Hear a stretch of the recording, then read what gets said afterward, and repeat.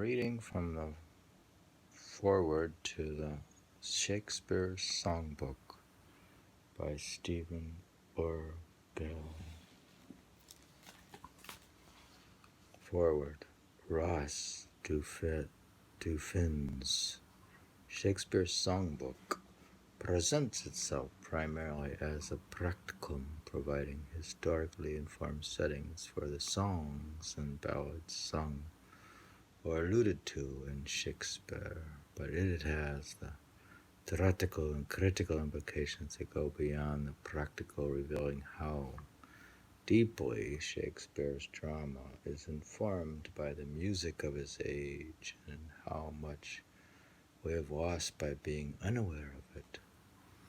The relationship between poetry and music is as old as poetry itself.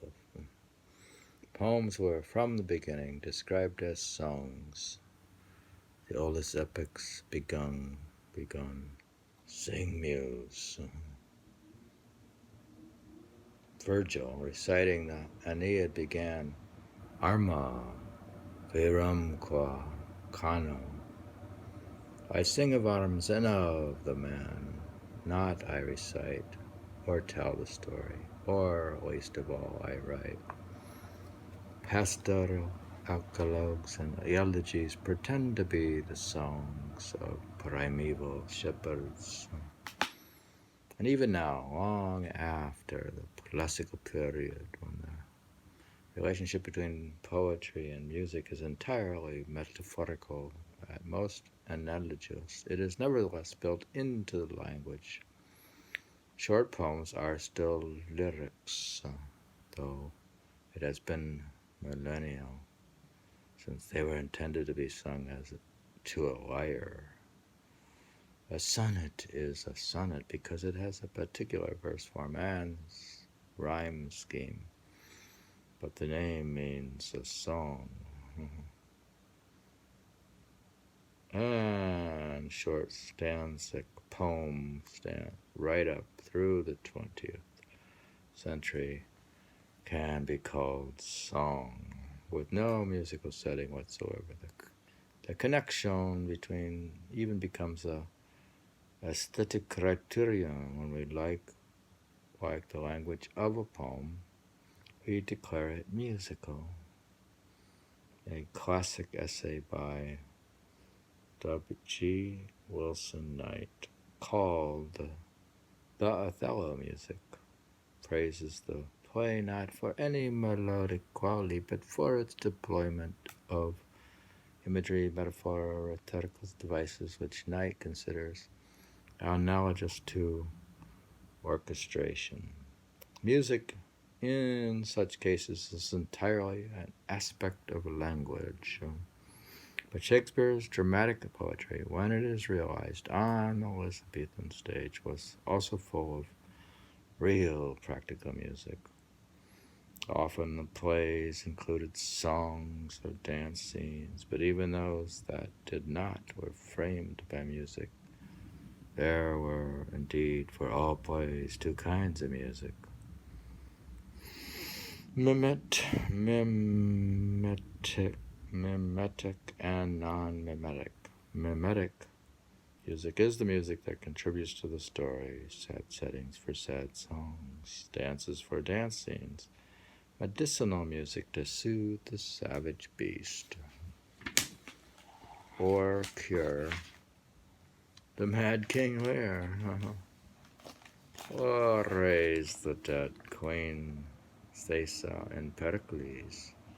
The magical music that Prospero summons to reconcile his enemies and conclude his drama. Non-mimetic music is the music that introduces the drama and plays during intermissions and concludes the entertainment. Plays were framed by music, fanfares to quiet the audience and indicate that the play was about to start. During the action, that an important personage was about to enter, or a significant formal event was about to take place. In some theaters, there would have been an overture. The visiting Duke of Satine Pomerania in 1602 reports that at the Blackfriars, quote, for a whole hour before the play begins, one listens to a delightful instrumental concert. In the same way, today films always have music playing behind the opening credits, even for us. Dramas do not simply begin, they begin with music. What is more striking, and probably harder for us to imagine, is that plays on the Renaissance stage always concluded with a little musical performance. This is called a jig, and always involved music and dance.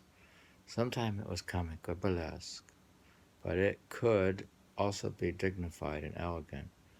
A short formal dance by the performers. The important point, however, is that it was completely unrelated to the plot of the play. Consider the effect of this after the end of Hamlet, King Lear, Macbeth, or Romeo and Juliet.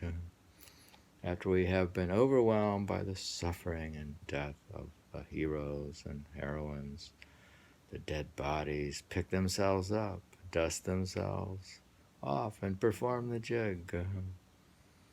Here is a contemporary account of the effect of the jig on a performance of Julius Caesar, written by a Swiss visitor in 1599, when the play would have been new. On September 21, quote, on September 21, after lunch, about 2 o'clock, I and my party crossed the water, and there, in the house with the thatched roof, witnessed an excellent performance of the tragedy of the first emperor, Julius Caesar, with the cast of some 15 people. When the play was over, they danced so marvelously and gracefully together, as is their wont, 2 dressed as men and 2 as women, unquote. There are only 2 women in Julius Caesar, Caesar's wife, Calpurnia, and Brutus's wife, Portia. So those are the 2 in women's costumes. All the women's roles in the Elizabethan theater were performed by men. The men could have been any of the other characters, not necessarily Caesar and Brutus, because the jig is not mimetic. Drama on this stage, even the most violent and socially disruptive tragedy, concludes with harmony and action. Even tragic action dissolves into music and dance. An important feature of the practical music in Renaissance plays is that, unlike the language, the music is movable and changeable.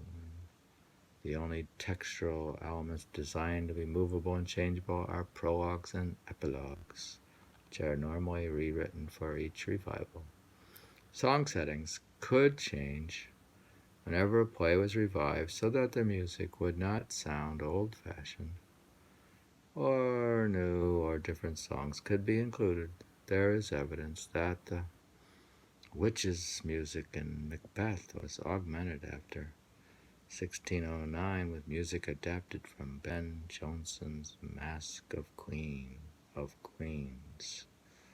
which has a long opening scene with witches, including songs and dances. As this indicates, songs could also move from play to play. At the end of Twelfth Night Festi, the clown sings a song that 5 years later turns up in King Lear. The effect of this is worth considering. Does it work like a literary allusion, intentionally relating the original context to the present action? Are we meant to recall Twelfth Night in the middle of the storm scene in King Lear? That would be quite significant dramatic effect, increasing the horror and pathos of Lear in the Storm by recalling the comfortable indoor world of Shakespearean domestic comedy? Or is the music a genuinely separable element which changes its effect and implication as the context changes? As both the Macbeth and King Lear examples imply, a great deal of the music in any play is not written for the play but is appropriated by it. Duffin shows that appropriation working on a much larger scale in Shakespeare's dramas than we have been aware of, but to begin with, Shakespeare often inserts popular songs, for example, in the drunken scenes in Twelfth Night, where the point is precisely that the songs are popular and entirely familiar. The songs the revelers sing that so outrage Malvolio are the songs that drunken revelers really did sing in Elizabethan England. A more striking example is the famous Willow song in Othello, which is always included in collections of Shakespeare songs. But its setting and some of its texts appear in several mid-16th century lute and concert song manuscripts. It is not then a Shakespeare song at all, but rather an old song that Shakespeare incorporated into the play. Once again, that is the point. Desdemona says it is an old song, which her mother's maid used to sing when Desdemona was a child. The allusion, the appropriation, brings into the play a sense that the characters have a history, a past, a life beyond the confines of the fiction. A life, moreover, that overlaps with that of the audience. Shakespeare's Songbook seems to me invaluable. At best, it preserves the music Shakespeare's audience actually heard at the Rose or the Globe or the Blackfriar, or the music their imagination supplied when a ballad or song was mentioned.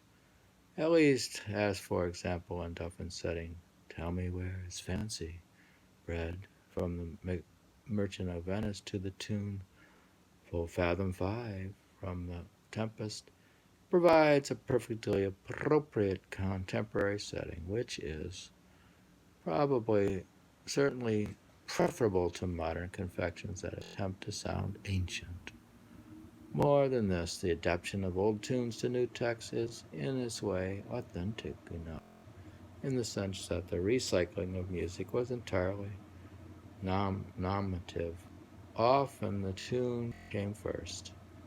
Then the words were composed and recomposed to fit it.